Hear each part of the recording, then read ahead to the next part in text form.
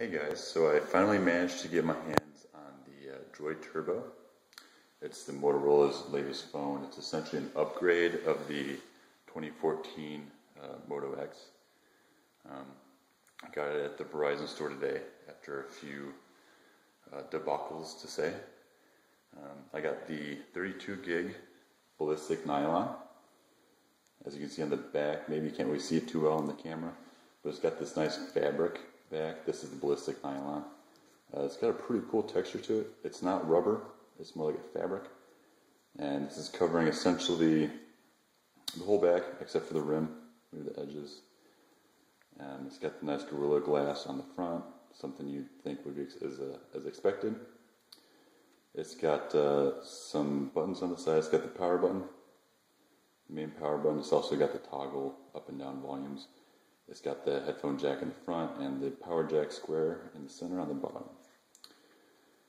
It's got the cameras on the back, camera on the front. So as you can see, we've got the Moto activation on the front. If I were to wave my hands over, it brings up that the front locking screen. Also does the same sort of thing if you just shake it around, which is pretty nice. You don't have to hit the power button to turn it on, but you can. It brings up this screen. You can always just open it that way, or if you were to swipe your hand over, instead of swiping to the side doesn't really seem to do anything. You gotta swipe it down, which is a little bit of annoyance. It doesn't seem to matter if you hit the button. If you want to swipe your hand over, you gotta swipe it down. Something to get used to. The few hours that I've had it so far, I've managed to customize it quite a bit. I've gotten rid of some of the extra tiles. It came with this nice little weather spot on the top. I went ahead and got rid of that, replaced it with this bar. Added some of my favorite apps to the front store. It's got this really nice app. It's got this really nice app that was included with it. I think they called it the Migrate. It essentially took all of the apps that were on my old phone and just automatically downloaded them to my new phone, which is pretty helpful. Of course, it didn't get everything, but it got most of it, and plus it also got some stuff that I never used. So I just went through and deleted some of those. It's also got something you would typically see with a Verizon phone. It's got the Droid Zap. It's got the caller name ID. It's also got the Verizon Cloud. Some of the bloat apps that you're never really going to use. So pretty far in the few hours that I've used it, it's gone pretty good so far. They're advertising a great battery life. They say 24 hours of running time. I got it was 50% charged, and that was around 2 o'clock today. Now it's 8:30. I've been playing with it most of the day, and it's still at 23%. So it's going pretty strong so far. Maybe about half of its charge in 6 hours that I've used it. Some of the specs: it's got the 2 megapixel front-facing camera, and it's got the 21 megapixel rear-facing camera. Compared to the iPhone 6, it's quite a bit better if you're looking at just the megapixels. The iPhone 6 has the 8 megapixel forward-facing camera.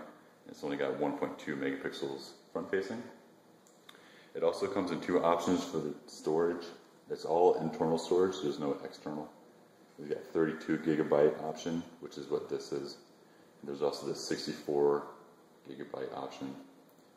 If you want to get the iPhone 6, you got the same sort of situation. You got the 16 gigabyte, the 64, and the 128.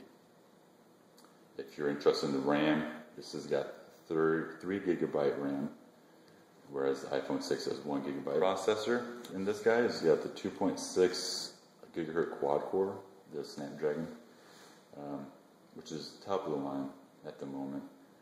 Going pretty strong.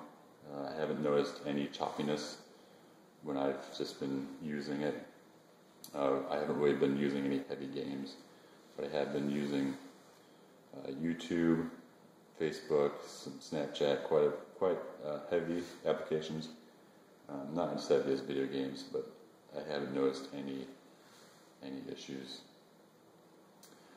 So when I got it in the store, the Verizon employee went ahead and activated everything for me. He even went ahead and put a nice screen protector on, which is pretty cool.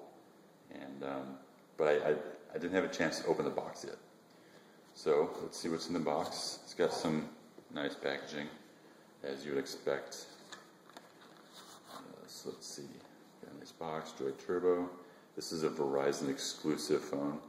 You're not going to be able to find it on AT&T. So if you don't have a Verizon plan and you really want this phone, your only option really is to switch over to Verizon, which might be a bummer for some people. This main compartment is where the phone was sitting. Just sitting in there loosely. Let's open up this tab.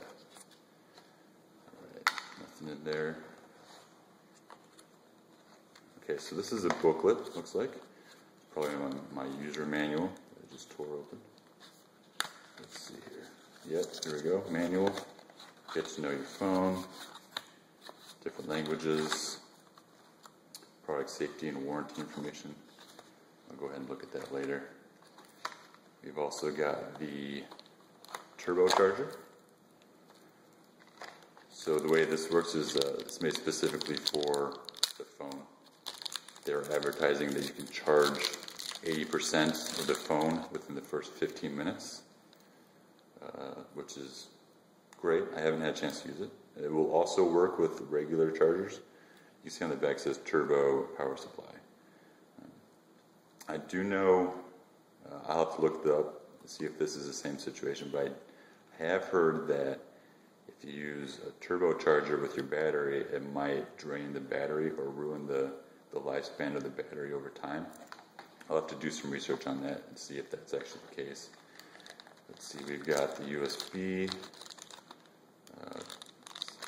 Okay, let's put that there. And the box seems pretty empty from here.